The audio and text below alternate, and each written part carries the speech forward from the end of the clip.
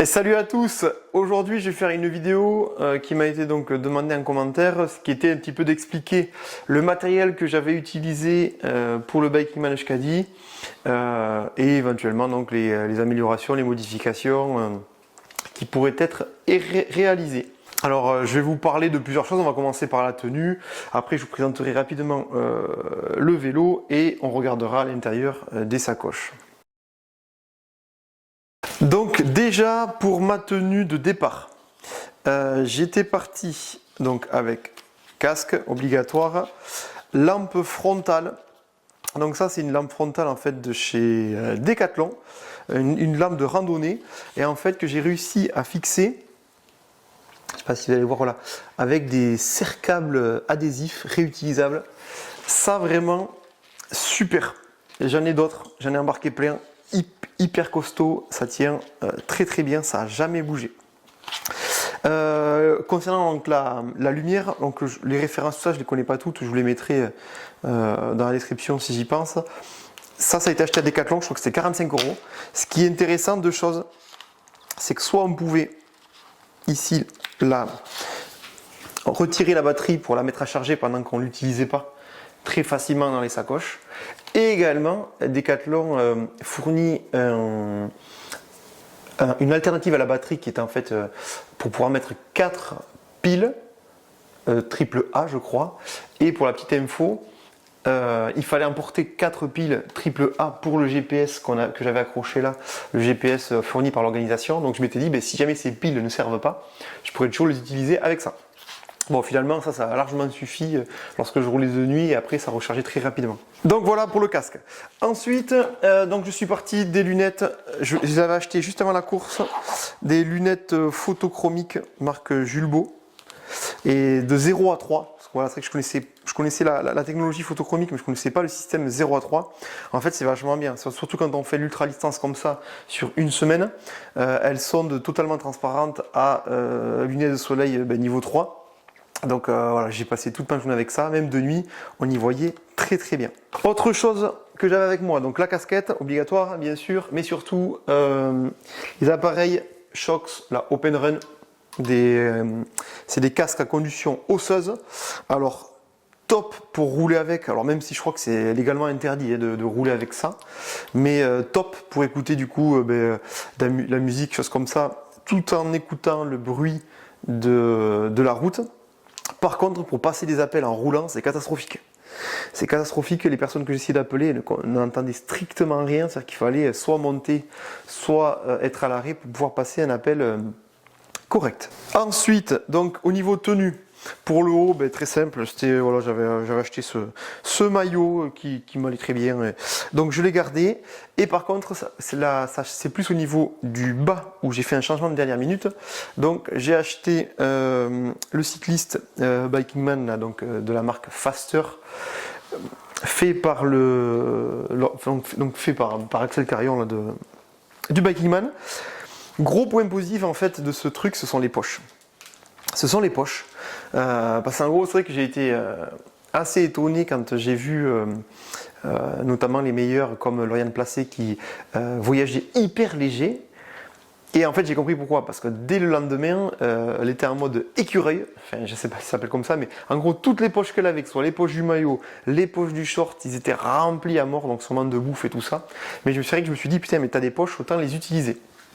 Et c'est donc ça la vraie satisfaction, c'est que regardez, on peut mettre largement un bidon, on peut en mettre deux si on veut. Bon, alors l'idée, c'est pas de mettre un bidon, mais ce que je veux dire par là, c'est pour vous montrer la superficie. Et regardez, dans l'autre, j'ai mis ici donc tout le reste. On peut largement mettre donc une barre, deux barres, une troisième un peu plus grande, quatrième, cinquième, une pompote, une autre barre, électrolyte. Voilà, tout ça, ça rentre et vraiment très facilement, ça prend pas de place. Alors là où j'ai commis des conneries, j'aurais dû m'en apercevoir, c'est qu'il vaut mieux trimballer des choses qui résistent à la chaleur. Voilà, au départ j'avais acheté des barres Mars et des barres chocolatées. Bon voilà, je les ai mangées, mais ça ressemblait plus à rien une fois sorti. Par contre, si on utilise du nougat ou des choses avec des cacahuètes, ça tient très très bien. Le seul point négatif que je pourrais dire par rapport à ce cycliste, c'est que bon, vu que je l'ai acheté au dernier moment, j'avais pas pu le tester, et c'est vrai que j'ai eu, alors est-ce que c'est lui ou pas, on peut pas le savoir, j'ai eu des irritations au niveau de la selle, dues à la longue distance, donc peut-être qu'il en est en partie responsable. Ensuite, j'utilisais donc soit c'était ça, c'est un coupe-vent, donc je gardais comme ça pour les descentes. Je l'avais mis là-dedans parce que vu que je transpire énormément, ça permettait quand même qu'il soit protégé de... qu'il soit pas mouillé quand je le mette en fait. Et donc ça, j'utilisais soit celui-ci, soit quand mettons, je roulais de nuit, le coupe-pluie, qui fait la même taille, qui est dans la sacoche, et j'alternais voilà, suivant le moment de la journée. Et enfin, dernier élément de mon équipement, je regrette pas du tout non plus, c'est des chaussures de gravel, avec voilà, une vraie semelle. Ça, ça a été hyper utile parce qu'il y a eu des portions où il a fallu marcher. Et c'est vrai que là, pour le coup, la semelle, elle était en caoutchouc. J'ai pu marcher avec ça. En fait, j'ai même pas utilisé d'autres paires de chaussures parce que j'avais rien à mener, de tongs ou de choses comme ça. Quand je me suis arrêté, par exemple, les 2 premières nuits au camping, en fait, je marchais avec ça dans le camping. Il n'y avait aucun problème. Donc voilà pour la présentation rapide de l'équipement que je portais sur moi. Maintenant, je vais vous montrer rapidement le vélo. Donc sur le vélo, donc j'avais 3 sacoches. On va voir après la sacoche ici Riverside de chez Decathlon, une sacoche Red Strap et une Zefal. Au niveau de l'eau, donc j'ai utilisé uniquement 2 bidons, donc l'organisation en fournissait un et j'en avais acheté un second. En fait, ça a largement suffi parce que ici j'avais des sangles pour pouvoir attacher. Et quand mettons j'avais des longues zones sans robinet, je m'achetais une bouteille d'1,5 litre ou d'1 litre et je l'accrochais là et ça faisait largement le taf. Donc ensuite, pour le vélo, donc GPS ici, voilà, qui a très bien fonctionné. J'ai rien eu de particulier à signaler. Ensuite, la lampe, là c'est la lampe que j'ai installée, c'est une lampe de chez Decathlon. Rock Rider, je ne sais pas quoi, qui se commande directement depuis ici. C'est-à-dire que vous avez un bouton, vous appuyez, si je veux bien, hop, voilà, vous appuyez, 3 niveaux, et on appuie longtemps, et ça s'éteint.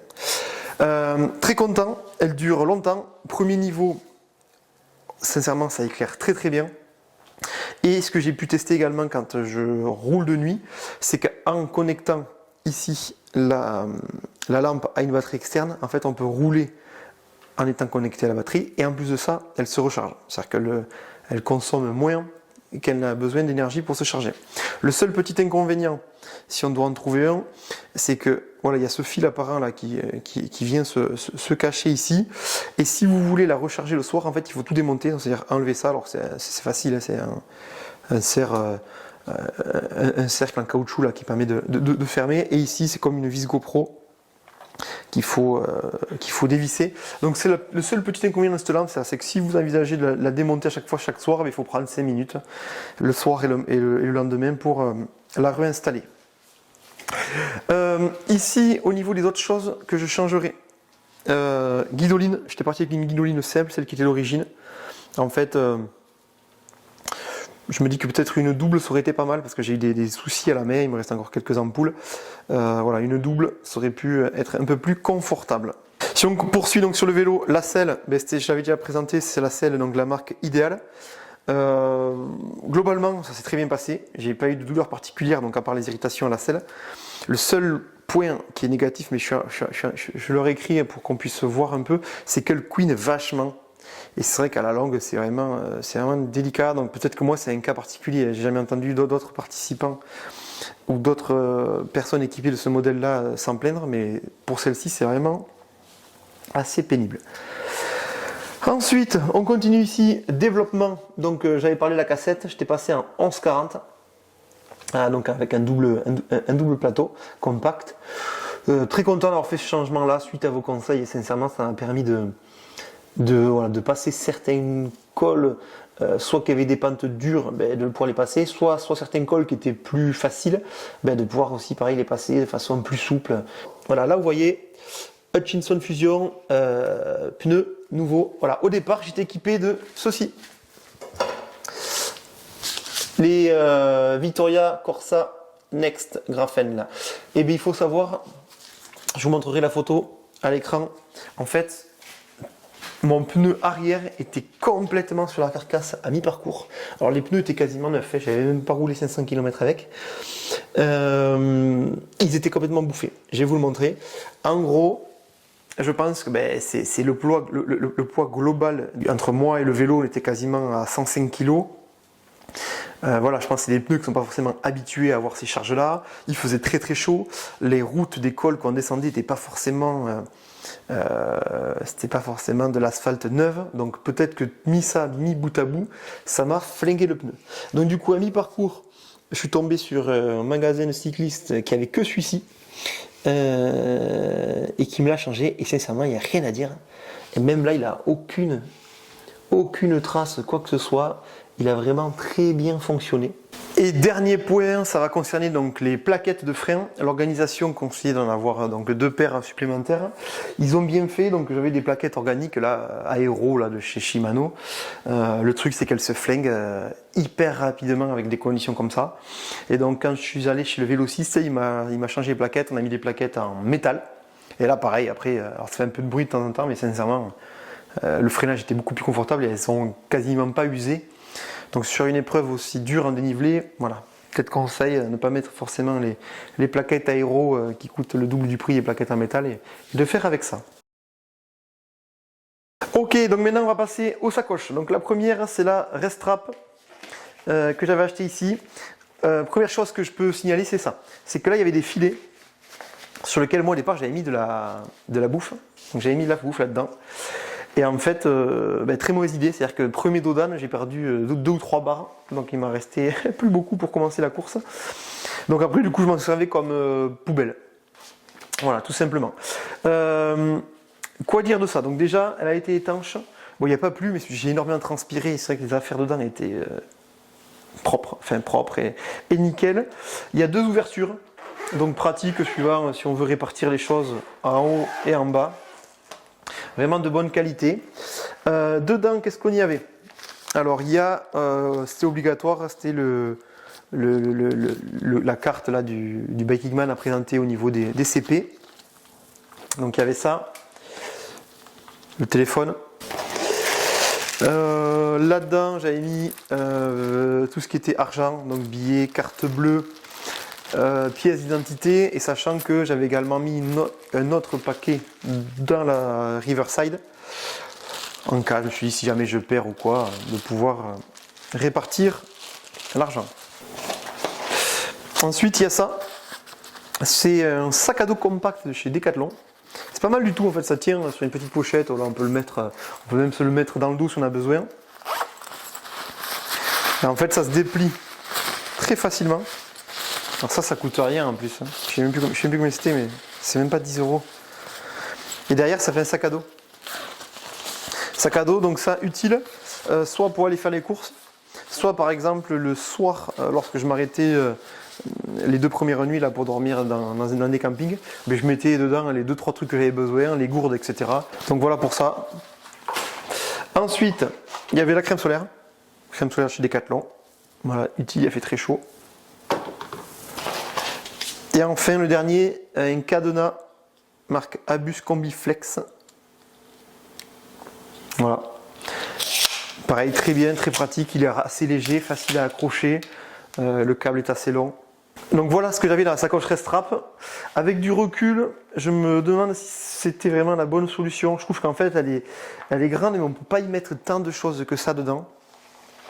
J'ai vu certains qui avaient monté un montage plus intéressant, et peut-être que c'est celui-ci que je ferais si je devais améliorer. C'est qu'il y en a certains qui avaient acheté en fait deux sacoches hautes, qui en fait ils avaient mis une devant, une derrière. Et ça, je pense que ça peut être pratique. Et en plus, ça permet vraiment de mieux séparer les choses qu'on veut avoir à l'avant et à l'arrière. C'est-à-dire à l'arrière, les choses qu'on n'utilise pas souvent, et à l'avant, les trucs comme le portable, l'argent, etc. Donc voilà, donc moi cette sacoche, bon, elle a fait le taf. Mais si j'avais connu l'autre stratégie, je pense que j'aurais mis deux sacoches plus petites. Ensuite, il y avait la Zefal, ici. Alors la Zefal, je l'ai acheté au dernier moment parce que lorsque j'ai rempli celle-là et rempli celle-là. Il me restait des petites conneries que je voulais mettre au départ dans celle-ci mais qui ne rentraient pas. Donc j'ai acheté ça. Elle coûte 20 €. Donc elle n'est pas très chère, mais voilà, je trouve qu'aussi justement elle a des défauts. Le premier étant au niveau, on le voit, il y a une grosse différence entre la Riverside, la Restrap et la Zefal au niveau des accroches de cadre. C'est-à-dire qu'en gros, quand je l'ai retirée, on voyait qu'elle avait frotté et tout, ça a enlevé pas mal de peinture. Donc voilà, qualité moins bonne. Ensuite, même la qualité des scratchs en eux-mêmes, quand on bougeait, voilà, les scratchs ils se défaisaient facilement. Et pareil, derrière, elle a un système en fait où quand elle se ferme, elle n'est pas totalement. Je vais essayer de vous montrer ça. Voilà, ce que je vous montrais, c'est ça. C'est quand elle se ferme. Vous voyez, quand elle est fermée, en fait, elle dépasse. Voilà, elle dépasse quand même pas mal par rapport au cas. Donc moi, ça va, les genoux ne frottaient pas, mais je pense que dans certains cas, il se peut que certains frottent et que ça soit assez désagréable. Donc, dans cette sacoche, c'était principalement tout ce qui était câble. Alors déjà, il y avait ça. Ça, c'est ce que je vous parlais tout à l'heure. C'est hyper intéressant. C'est les serre-câbles adhésifs en scratch. Là. Vous en avez des paquets entiers. Mais ça, sincèrement, c'est hyper bien. Ça tient d'une force. C'est réutilisable. Moi, j'ai découvert ça sur Amazon. Et depuis que j'ai acheté ça, je utilise ça partout. Chez moi, sur le vélo. Ça accroche hyper bien. Si c'est trop court, vous en accrochez plusieurs.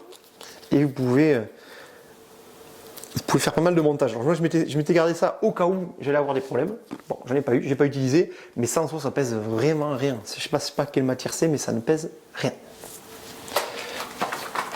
Ensuite, là-dedans, c'était tout ce qui était les câbles. Voilà, tous les câbles, ils sont là. Il y avait également la prise. Donc ça, c'est multiprise avec donc 4 prises pour pouvoir recharger tout, hein, c'est-à-dire recharger les lumières avant, arrière, la LED, le GPS, enfin voilà. Très content, ça marchait très très bien. Ensuite, j'avais pris en plus le chargeur rapide du téléphone. La batterie externe, alors ça j'ai cherché longtemps. La batterie externe, celle-ci c'est une 10 000 mAh.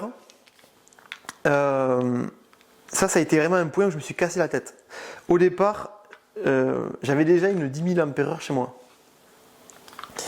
Et en regardant un petit peu différentes vidéos sur YouTube, j'ai vu que beaucoup avaient des batteries un peu plus grosses. Donc j'ai acheté une 20 000 mAh.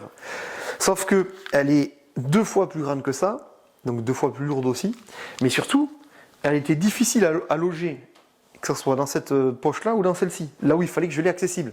J'aurais pu la mettre derrière, mais ça aurait été inutile parce que j'aurais dû à chaque fois la démonter pour l'utiliser. Du coup, je me suis dit, c'est pas grave, c'est vrai que tu vas acheter 2 ampères 10 000. Et en achetant donc 2 ampères 10 000, ça rentrait très bien dans la Zefal. Sauf qu'en fait, après, j'ai cogité, je me suis dit, mais sincèrement, est-ce que tu vas vraiment avoir besoin de charger tes appareils tout le temps. Enfin, je me suis dit, on est quand même en France, entre les restos, les endroits pour se reposer et les CP, il y aura bien des endroits où tu auras des prises.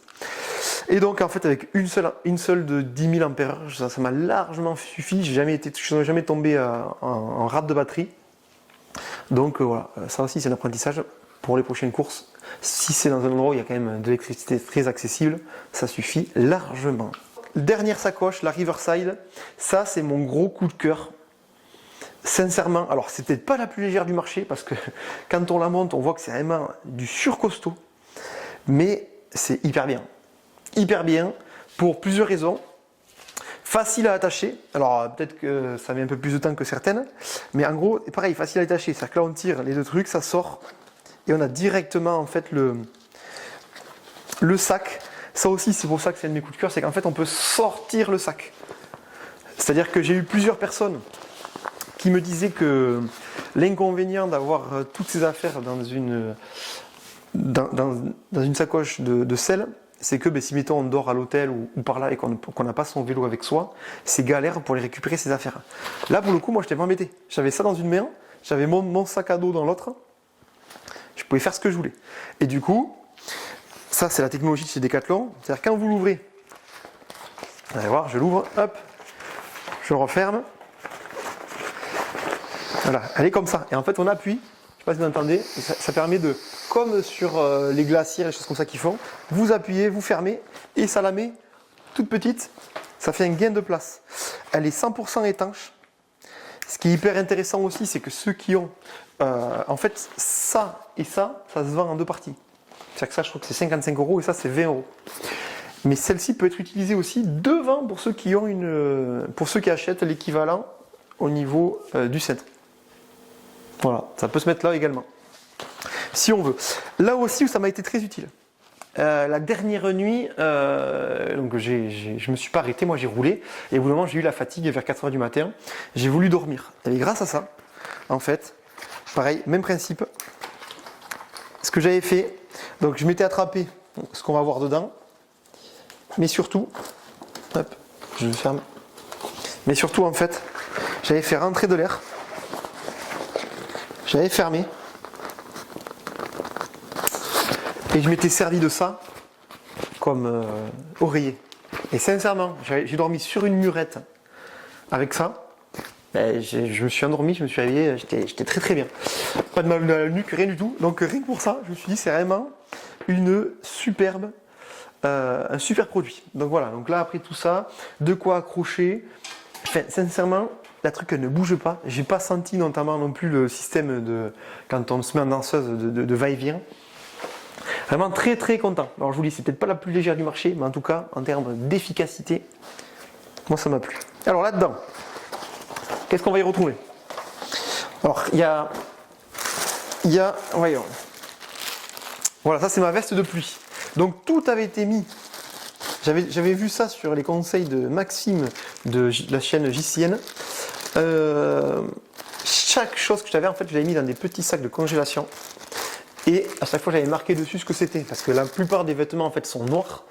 Et du coup, c'est toujours galère de savoir. Donc, j'avais mis là-dedans.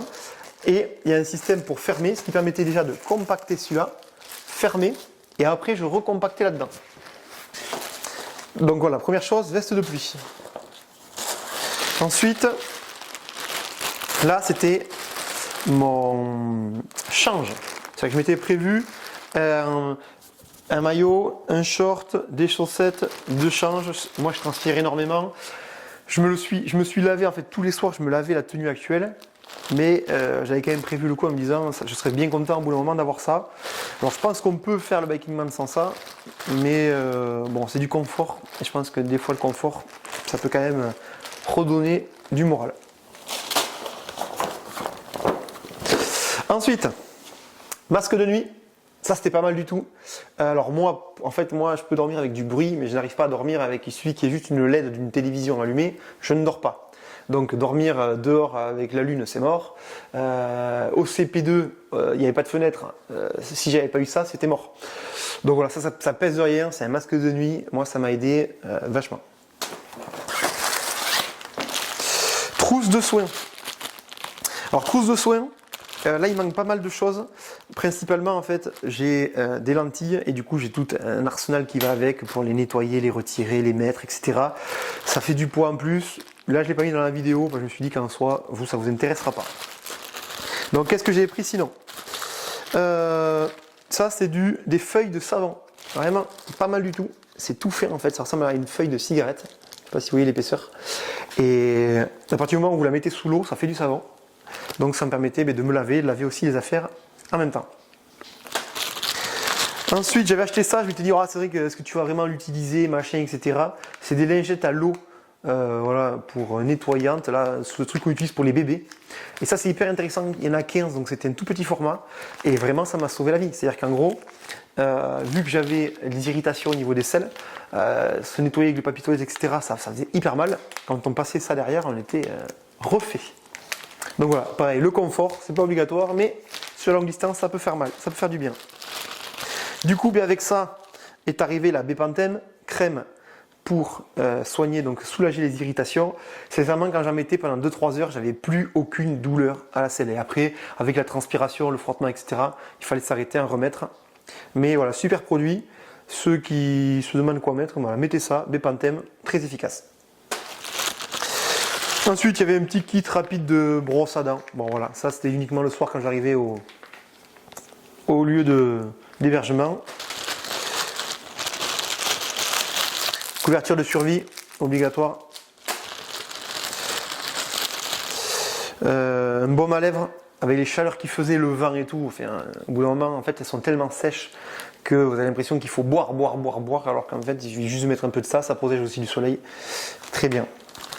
Et enfin, les dernières choses, c'était ma crainte. Bon, je n'ai utilisé aucun. J'avais pris en fait tout ce qui était pour mal au ventre, pour anti-inflammatoire, pour les douleurs.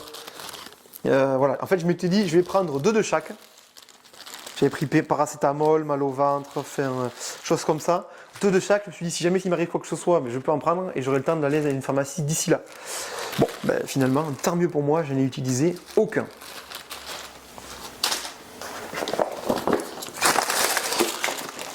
Ensuite, ça c'était la trousse à outils. Voilà, avec des choses qui étaient obligatoires à prendre.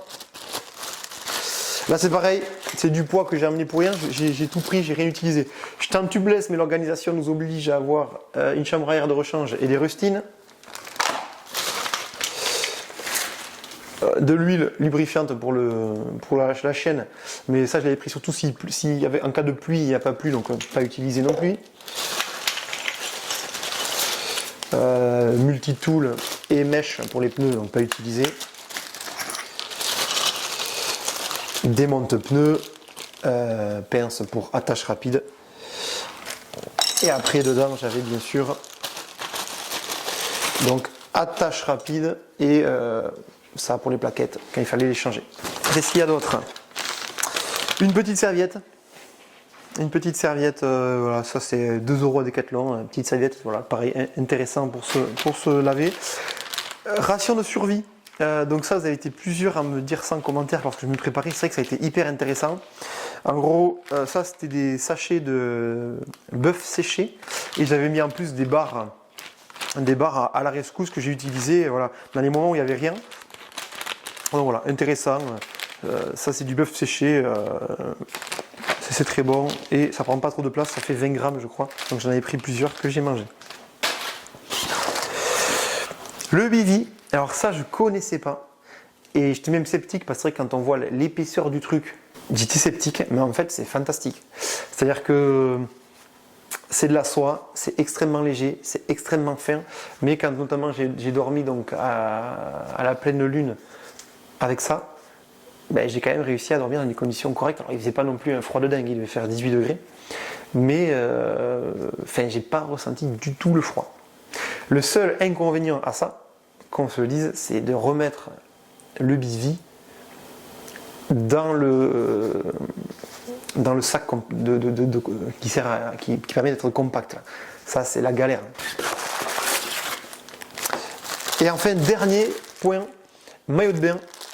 Alors j'avais pris ça, pourquoi? Parce qu'au départ je m'étais dit, attends, quand tu vas arriver à l'hôtel ou quoi, ou au camping, il va falloir que tu te changes.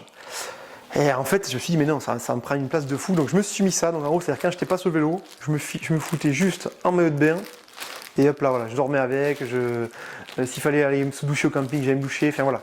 En gros, c'est le seul change que j'ai utilisé. Là où je suis plutôt content, c'est sur le fait que j'ai utilisé 100% des choses que j'avais emporté avec moi, exception en fait et bien sûr de la trousse avec tout l'outillage puisque je n'ai pas eu de soucis, enfin quoi que si, j'ai quand même changé les plaquettes, donc j'ai dû utiliser certains outils. Mais ça c'est obligatoire à prendre, donc on doit faire avec. Donc est-ce que j'aurais pu faire aussi sans certaines choses? Certainement, mais après je vous dis il y a aussi la partie confort. La partie confort c'est du poids certes, mais c'est aussi je pense un coup de boost au mental lorsqu'on a besoin. Je pense que si j'avais pas eu de crème, si j'avais pas eu de choses comme ça, les douleurs auraient été trop difficiles. Si j'avais pas pu me laver, me doucher, etc. Au bout d'un moment, voilà, ça aurait soit attaqué ma peau, soit ça m'aurait mis dans une situation désagréable et j'aurais pas été ok avec ça. Donc ça m'a permis de ça. Au niveau des choses que j'ai pas appris et que j'aurais pu, il y a une chose qui m'aurait fait du bien, c'était les manchettes. Les manchettes notamment au niveau des bras. C'est-à-dire que ça arrivait souvent quand on monte les cols. En fait on est tellement en transpiration que même si on se met le coupe-vent par-dessus, on a froid. Et donc je pense que ça aurait pu être intéressant d'avoir au moins ça sur les bras pour pas avoir froid au bras. Sinon, pour le reste, voilà, il n'y a rien que je n'ai pas pris et dont j'avais besoin. Alors après on avait checké la météo, hein. On savait qu'on allait avoir une semaine sans pluie, avec des bonnes températures, donc ça évite de prendre les vestes pour le froid, de prendre plusieurs coupes-vent, etc. Donc voilà pour cette vidéo. Dites-moi vous en commentaire s'il y a des choses qui vous ont surpris ou pas dans ce que j'ai pris. Voilà, s'il y a des questions, mais n'hésitez pas à me les mettre. Moi, comme je vous dis, je connais rien du tout à l'ultra distance avant de faire cette première épreuve. Donc voilà, n'hésitez pas à me poser des questions. Peut-être qu'il y a des informations que vous auriez aimé savoir. Si je peux, j'y répondrai avec grand plaisir. Merci d'avoir suivi cette vidéo et puis peut-être à une prochaine.